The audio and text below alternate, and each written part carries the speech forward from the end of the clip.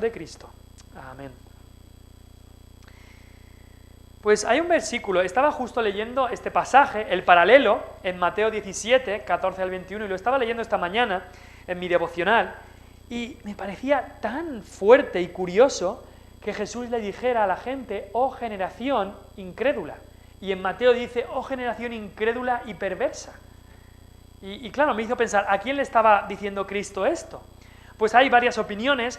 Puede ser que Cristo le estuviera hablando directamente a los discípulos, que los discípulos, por su falta de fe, porque Jesús les dice, es por vuestra falta de fe que no habéis podido, eso dice en Mateo, por su falta de fe no podían echar este demonio y por eso Jesús les llama incrédulos y perversos.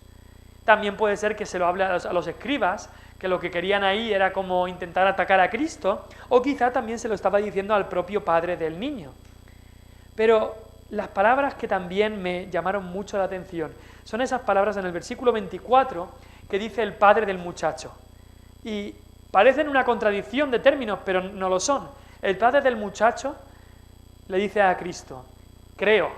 Le dice, antes Cristo le dice, si puedes creer, al que cree todo le es posible. Y el padre dice, creo, por un lado, pero luego dice, ayuda a mi incredulidad. Entonces, ¿crees o no? Sí, el hombre creía, pero también había incredulidad mezclada con la fe. Entonces, vemos que la incredulidad, para este hombre que sí creía en Cristo, sí creía que Cristo tenía el poder, pero aún así la incredulidad estaba ahí, y puede ser también en nuestras vidas. En cuanto a la impiedad, también puede ser un pecado que esté en nuestras vidas. La impiedad describe una actitud hacia Dios. Vamos a Romanos 1:18. Romanos 1:18 es el principio del libro de Romanos y el apóstol Pablo está ahí explicando cómo actúan los gentiles y en Romanos 1:18 dice, porque la ira de Dios se revela desde el cielo contra toda impiedad e injusticia. Y es muy curioso que hace una diferencia entre impiedad e injusticia. La injusticia son los pecados que se cometen, ya sea en pensamiento, palabra o hecho, pero la impiedad describe una actitud hacia Dios. Y es que podemos encontrarnos con muchas personas que quizá sean moralmente decentes, personas que crean incluso en Dios y aún así sean personas impías. Y ahora después vamos a ver qué significa impiedad. Y de alguna manera ese pecado puede estar también en los creyentes, como hemos visto que el pecado de incredulidad también puede estar. Ahora vamos a ir a las definiciones. ¿Qué significa impiedad y qué significa incredulidad?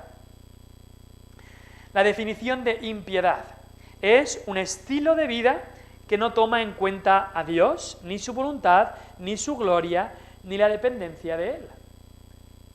Ahora, un cristiano en su vida en general no debería andar en impiedad, pero un cristiano en áreas de su vida puede ser que esté viviendo en impiedad. En el inglés la palabra impiedad es una palabra muy curiosa porque literalmente significa sin Dios, sin Dios. Y la impiedad es como vivir sin Dios.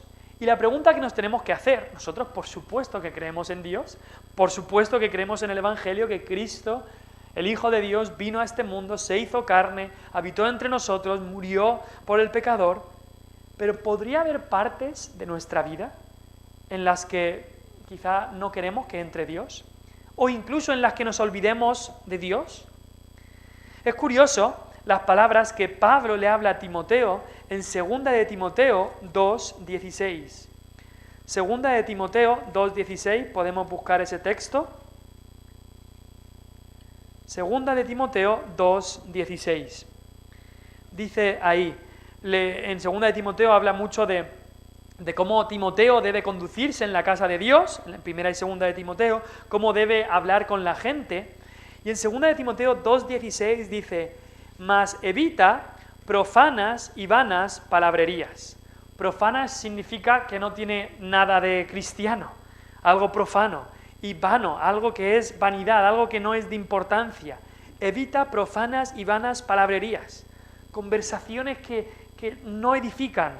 Dice, porque conducirán más y más a la impiedad. Tú empiezas a hablar y hablar y hablar de todo menos de la Biblia, y al final esas conversaciones conducirán más y más a la impiedad. Y esto se lo está hablando a Timoteo, que por supuesto era un creyente. Así que la impiedad es un estilo de vida que no toma en cuenta a Dios, ni su voluntad, ni su gloria, ni la dependencia de Él. Es vivir en esta vida como si no estuviera Dios. Ahora, como cristianos no deberíamos hacer eso, pero ¿puede haber partes de nuestro día en que Dios ni pase por nuestra mente? Ahora, eso es lo que hemos definido como impiedad. ¿Qué es incredulidad? Pues incredulidad es un estilo de vida que no cree a Dios, ni su palabra, ni sus promesas, ni sus advertencias. La impiedad es un estilo de vida que no tiene en cuenta a Dios, como si no existiera, y la incredulidad es un estilo de vida que no creemos a Dios, no creemos sus palabras, ni sus promesas, ni advertencias. Y diríamos, bueno, yo sí que creo la Biblia, yo sí que creo en Cristo como mi Salvador, pero muchas veces en la práctica, cuando pecamos, vamos a darnos cuenta que cuando pecamos estamos siendo incrédulos a la palabra de Dios. Y veremos eso en las siguientes diapositivas. Entonces hemos visto, impiedad es un estilo de vida que no toma en cuenta a Dios, vivir sin Dios. Y puede ser que haya algunas áreas de nuestra vida, horas de nuestro día, que Dios no esté en nuestros pensamientos. Y incredulidad es un estilo de vida que no cree a Dios, ni su palabra, ni sus promesas, ni advertencias.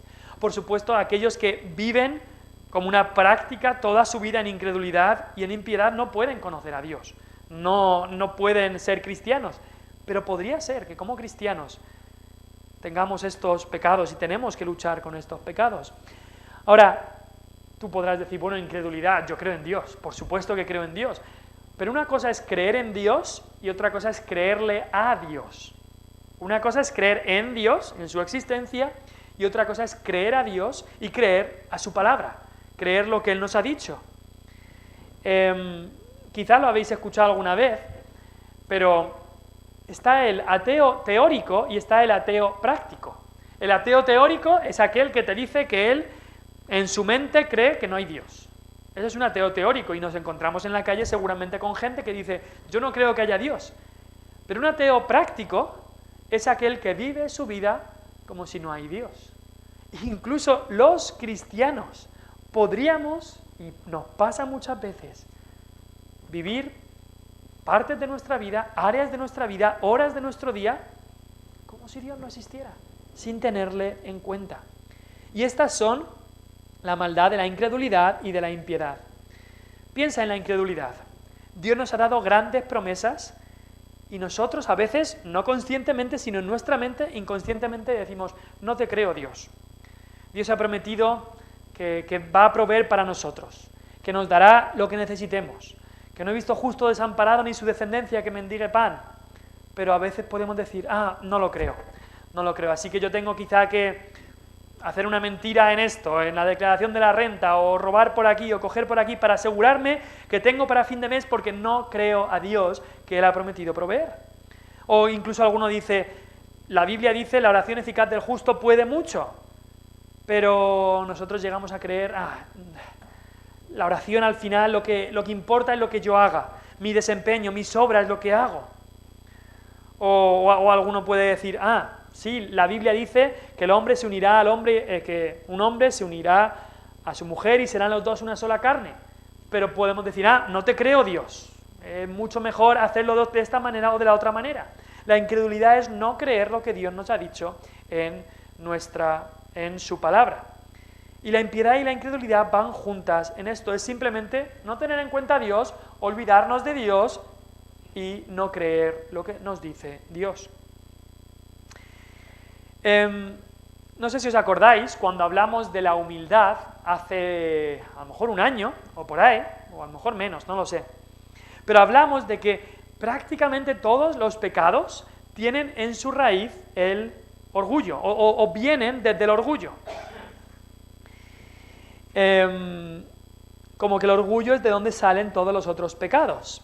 Cada pecado que cometemos es porque nosotros nos ponemos por delante de Dios, por delante del prójimo, porque nos amamos más a nosotros mismos que al prójimo, cuando hacemos cualquier tipo de pecado. Pero podríamos pensar, ¿y hay algún pecado aún más básico que el orgullo? Aún más que esté en la raíz.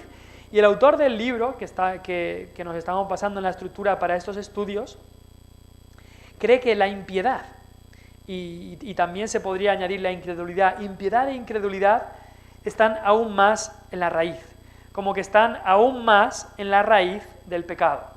Incluso hace esta ilustración como que las raíces son la impiedad y la incredulidad, el tronco, el orgullo, y de ahí sale a todos los otros pecados que podamos pensar. Pecados como cualquier otro tipo de pecado que vamos a hablar, la mentira, el chisme, el adulterio, la mundanalidad, la carnalidad, pecados de la lengua, las frustraciones, la ira, etcétera, salen primero de la impiedad e incredulidad, después eso provoca orgullo y del orgullo salen todas estas cosas.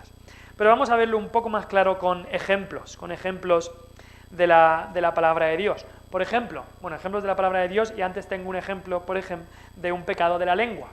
Nuestra lengua muchas veces pecamos con chismes que hablamos, sarcasmo, quizás riéndonos de alguien, crítica, palabras ásperas o mentiras, etc. ¿Por qué decimos esas cosas? ¿Por qué decimos esas cosas que no agradan a Dios? Pues primero lo que ocurre es que no estamos contando que Dios escucha todo lo que decimos. Si Cristo estuviera al lado nuestro, nos comportaríamos diferente. Estamos teniendo lo que se dice esa impiedad. Impiedad es no tener en cuenta a Dios.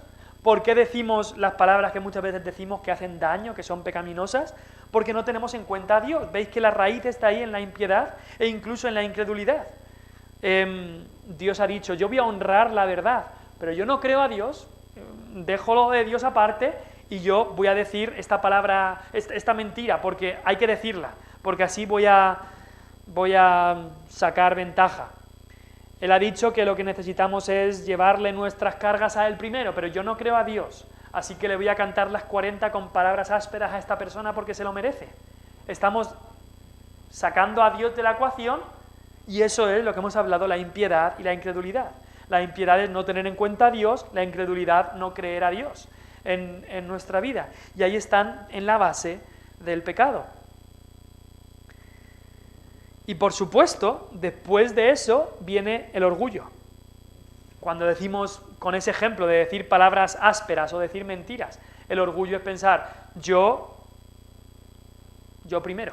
No voy a pensar en la persona, ni pensar en Dios, pensar en yo primero. Yo me quiero desahogar, así que le digo estas cosas, yo tengo que sacar beneficio, así que voy a decir esta mentira. Primero está en la raíz, en la incredulidad o la impiedad, y después el tronco del orgullo. Pero piensa, y eso es lo que decíamos antes, si Cristo estuviera al lado, si Cristo estuviera al lado tuyo a cada momento del día, ¿cómo nos comportaríamos? ¿Cómo nos comportaríamos como cristianos? Creo que cambiaría mucho las cosas. Pero claro, eso es lo que hemos dicho, la impiedad, sacar de nuestra vida, o incluso de partes de nuestra vida, olvidarnos de Dios. ¿Qué pasó en el primer pecado? Y siempre es bueno ir atrás, ir a Génesis 3. Vamos a ir a Génesis 3, porque ese primer pecado es como el básico que nos enseña cómo funciona el pecado, cómo funciona la tentación. Y es siempre bueno ir a los principios. ¿Cómo fue la caída del hombre? Génesis 3, versículo 1. Pero la serpiente era astuta más que todos los animales del campo que Jehová Dios había hecho, la cual dijo a la mujer, ¿con qué Dios os ha dicho no comáis de todo árbol del huerto? Ya empieza a poner duda sobre la palabra de Dios. Satanás va a hacer eso siempre. Y la mujer respondió a la serpiente, del fruto de los árboles del huerto podemos comer, pero del fruto del árbol que está en medio del huerto, dijo Dios, no comeréis de él ni le tocaréis para que no muráis. Entonces la serpiente dijo a la mujer, no moriréis. Así que aquí la mujer tenía dos opciones, ¿creo a Dios o creo a la serpiente? ¿Creo a Dios o creo a la serpiente? Y la raíz de ese pecado, todo empezó por incredulidad, no creer a Dios, no creer lo que había dicho Dios. Dios les dijo, moriréis cuando toméis del árbol. La serpiente decía, no moriréis cuando toméis del árbol, cuando toméis de este fruto del árbol. ¿A quién iba a creer? ¿A Dios o a la serpiente? y la mujer, y luego el hombre también, eligieron creer a la serpiente, por consecuencia no estaban creyendo a Dios. Ese fue el primer pecado, eso fue la raíz, incredulidad de la palabra de Dios. ¿Cuál fue el siguiente pecado? Mira lo que dice la serpiente. La serpiente dice, no moriréis, sino que sabe Dios que el día que comáis de él, serán abiertos vuestros ojos y seréis como Dios. Y seréis como Dios. Eso era algo que le chocó mucho a la mujer. Y el segundo pecado era el querer ser como Dios. Primero fue la incredulidad, no creer a Dios. Y el segundo pecado fue querer ser como Dios, el orgullo. Empezó en incredulidad, fue a orgullo, y de ahí pues ya fue a la desobediencia, a tomar del fruto. Bueno, la codicia también, vemos que dice el versículo 6, vio la mujer, codició el fruto y lo tomó y lo comió. Pero en la raíz, primero la incredulidad, después el orgullo. Así que esos son los pecados raíz, si se puede decir así, y la incredulidad y la impiedad como ese pecado del cual salen todos los demás pecados. Ahora, hay un profeta en la Biblia que me encanta su historia, la verdad, y es un profeta que muchas veces cuando aparece en la historia decía estas palabras al empezar cualquier frase. Y es el profeta Elías. El profeta Elías, os acordáis quizá de algunas cosas del profeta Elías, quizá ahí en el monte Carmelo con los 400 profetas de Baal, pide fuego del cielo y desciende fuego y consume el sacrificio, o cuando va a Acab y le habla a Acab, o cómo fue alimentado con los cuervos y demás. Pero esta era una frase que él siempre decía. Y fíjate en la frase lo que dice, vive el Señor ante cuya presencia estoy. Esta es una frase que me gustaría que fuera una frase lema de mi vida, una frase de lema de nuestra vida. Yo vivo en la presencia del Señor. Yo vivo en la presencia del Señor. Y dice, yo estoy en la presencia del Señor. ¿Qué significa eso? Que él estaba consciente cada día, a cada momento, que Dios estaba ahí, que Dios le veía, que Dios le escuchaba, que él estaba en la presencia de Dios. Claro, eso va a determinar mucho cómo te comportas. ¿Cómo te comportas? El ateo que dice, no hay Dios, incluso nos dice los salmos, dice, no hay Dios en ninguno de sus pensamientos. Claro, quieren sacar a Dios de la ecuación. El cristiano no se debe comportar así, pero desgraciadamente muchas veces en nuestra vida podemos pasar horas en nuestro día sin pensar en el Señor. Escuché de una anciana cristiana y me chocó esta historia, que esta anciana era cristiana y cuando iba en el coche, había veces que la gente la veía hablando en el coche, iba sola ella. Y algún familiar o alguien logró saber que la mujer cada vez que se montaba en el coche iba hablando como si Cristo estuviera al lado suya.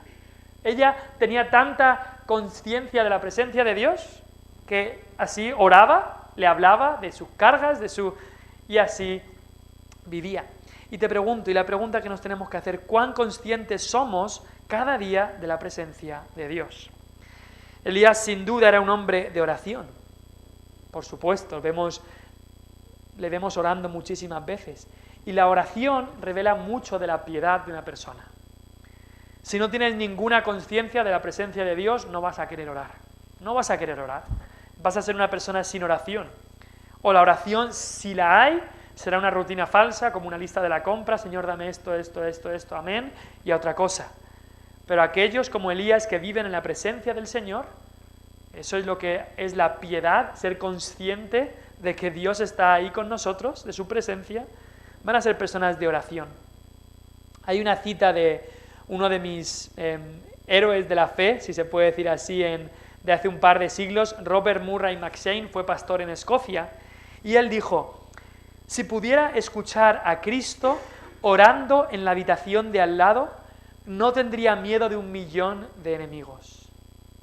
Y luego dijo, pero en realidad la distancia no hace diferencia. Cristo está orando por mí. Imaginar esto, ahora vamos a estar orando, ahora después. ¿Qué ¿cómo serían nuestras oraciones y cómo sería nuestra vida si supiéramos que Cristo está en la sala de al lado orando por nosotros y orando con nosotros? Pero tenemos que saber que la distancia no hace diferencia. Cristo sí está en la presencia de su Padre orando por nosotros. Cristo ora por nosotros. Y así el hombre que vive en piedad, con una conciencia de la presencia de Dios, va a ser un hombre de oración. Ahora, hablamos de la piedad, de la fe también. Estamos hablando de los pecados de la impiedad y de la incredulidad, que tenemos que luchar contra ellos. Y nos tenemos que dar cuenta también de la importancia de la oración.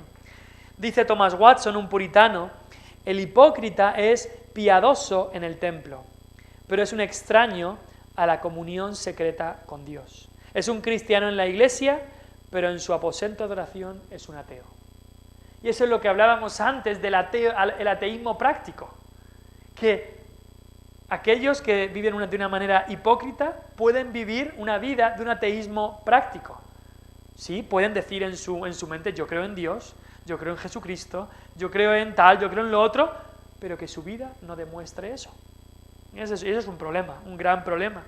El hipócrita es piadoso en el templo, pero es un extraño a la comunión secreta con Dios. Un cristiano en la iglesia, pero en su aposento de oración es un ateo. Ahora, ¿qué significa ser piadoso? Hemos visto, pues una definición es vivir con una consciencia de la presencia de Dios, vivir tener en cuenta a Dios, teniendo en cuenta a Dios. Otra definición podría ser haciéndolo todo para la gloria de Dios, pensando que toda nuestra vida no es para nosotros, es para la gloria de Dios. Por supuesto, ¿cuál es la primera de estas preguntas y respuestas del catecismo que muchas veces los jóvenes aprenden? ¿Cuál es el fin principal del hombre? ¿Cuál es el fin principal del hombre? El fin principal del hombre es glorificar a Dios y disfrutar de Él para siempre. Es vivir piadosamente, es hacer las cosas para la gloria de Dios. Ahora, dice ahí, hacedlo todo para la gloria de Dios. Podemos pensar que cuando oramos es para la gloria de Dios. Yo oro para tu gloria. Cuando venimos a la iglesia, venimos para la gloria de Dios. Cuando leemos la Biblia, leo la Biblia para tu gloria, Señor. Cuando damos ayuda a los necesitados, Señor, esto lo hago para tu gloria. Pero tenemos que darnos cuenta que aquí dice todo, todo.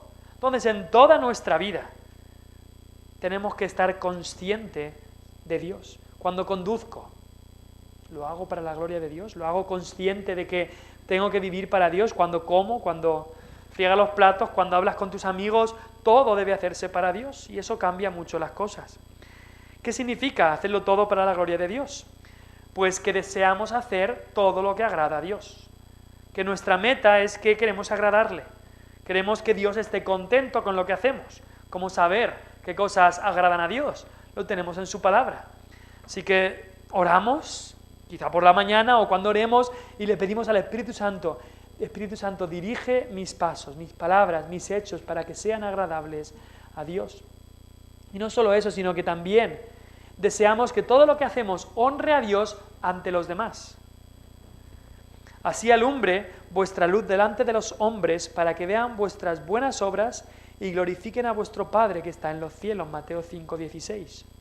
Vivir de manera consciente de Dios, de su voluntad, de su palabra, no solo va a tener un efecto en lo que hacemos nosotros, sino que los demás lo van a notar.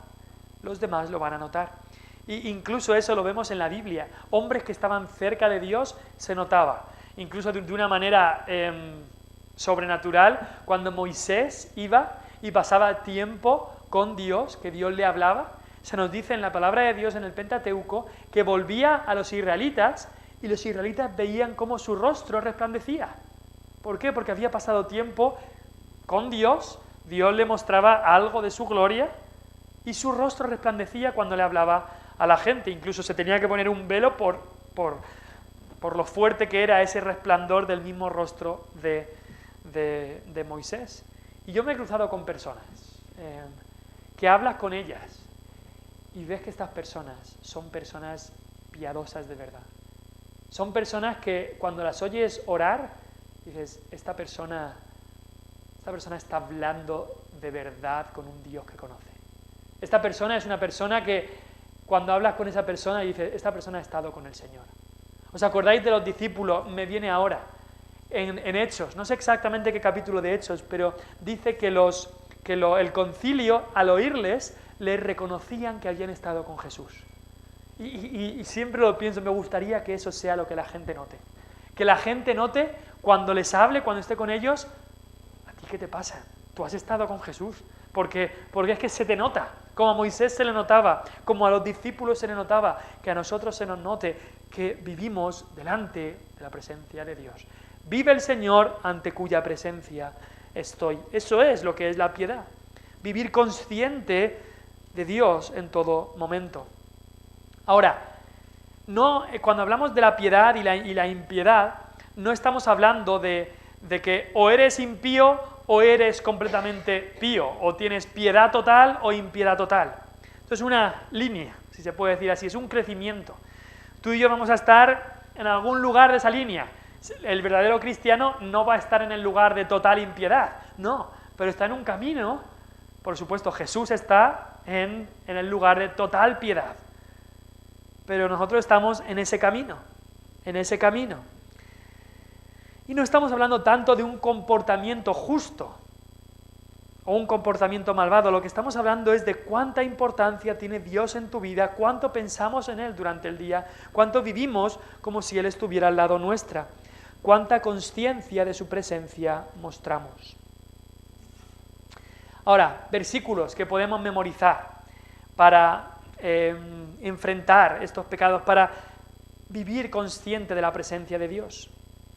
Uno, en 1 Timoteo 4 al 7, Pablo le dice a Timoteo, ¿os acordáis que antes hemos visto un versículo que Pablo le decía a Timoteo? Llévate cuidado de las conversaciones profanas y que no llevan a ningún sitio, dice, porque conducirán más y más a la impiedad. Es decir, hay conversaciones que, si pudiéramos decir en la barra esta, nos llevan hacia allá. Conversaciones que no edifican, te pones a hablar de cualquier tema, de la prensa rosa, de lo que esto... Y esas conversaciones, si continúas y continúas y continúas, hay ciertas cosas que te van a llevar para atrás. Por eso le dice Pablo, déjate de esas conversaciones, eso solo lleva a la impiedad. Y luego, bueno, en el libro de antes, en 1 Timoteo, Pablo le dice a Timoteo, ejercítate para la piedad. Ejercitarse para la piedad es ir en la otra dirección, no en la dirección de hacia atrás, sino ejercitarnos para la piedad. Ahora está muy de moda lo de ejercitarse, por supuesto, siempre ha estado de moda, pero ahora la gente se intenta cuidar mucho, hacen deporte. El otro día compré un reloj y te dice los pasos que haces, así que puedes ver los pasos y los kilómetros que has hecho andando durante el día. Y es importante, pues, ejercitarse, para estar saludable, pero Pablo nos da un ejercicio aún más provechoso. Y Pablo dice, mira, el ejercicio físico de poco aprovecha, de algo, pero de poco aprovecha. Pero dice, ejercítate para la piedad. Ese es el ejercicio que de verdad aprovecha. Tenemos que preguntarnos cuánto nos ejercitamos para eso, cuánta pasión tenemos para decirle al Señor, Señor, quiero ser más piadoso, quiero tener más conciencia de ti en cada momento del día. Piensa en las Olimpiadas. Siempre que llegan las Olimpiadas, ves ahí atletas que han estado 4 años trabajando en la oscuridad de que nadie les conoce, ni nadie ha oído de ellos. 4 años trabajando y trabajando para ese momento en las Olimpiadas, para ver si pudieran llegar a tener esa medalla olímpica, con esa pasión por llegar a ganar esa medalla. Y así se ejercitan. Pues más aún debería ser nuestro ejercitarnos para la piedad. La piedad es mucho más que una medalla olímpica, y así debería ser nuestro ejercicio, ejercitarnos para la piedad. No ejercicio físico, sino ejercicio espiritual. Otro versículo que podemos pensar es ese versículo que hemos hablado antes. Creo, Señor, pero ayuda a mi incredulidad. Porque todos estamos en esa línea que hemos dicho. Y sí, hemos creído en Cristo, pero aún muchas veces caemos en la incredulidad de no creer a las promesas que Él nos ha dado. Así que debemos orar como habló este hombre. Señor, sí, creo en tu palabra, pero ayuda a mi incredulidad, porque muchas veces el pecado y el mundo y la carne me tientan a no creer a tu palabra, a no creerte a ti. Así que tenemos que avanzar en el camino de la piedad y en el camino de la fe, dejando atrás el pecado de la impiedad y de la incredulidad. Y tenemos que reconocerlo, que aunque seamos salvos, aún después de ser salvos, sigue habiendo incredulidad en nuestra vida, y así luchar contra ella. Así que eso es un poco este pecado del que debemos despojarnos, de la impiedad y la incredulidad. Vamos a dejarlo ahí, vamos a orar y Dios mediante, la semana que viene, estaremos viendo sobre la ansiedad y la frustración. Hay una ansiedad pecaminosa que a Dios no le agrada y hay también una frustración que a Dios no le agrada y tenemos que luchar contra estas cosas. Así que hemos visto la impiedad y la incredulidad y la semana que viene estaremos viendo la ansiedad y la frustración. Vamos a orar, le pediremos al Señor que nos ayude.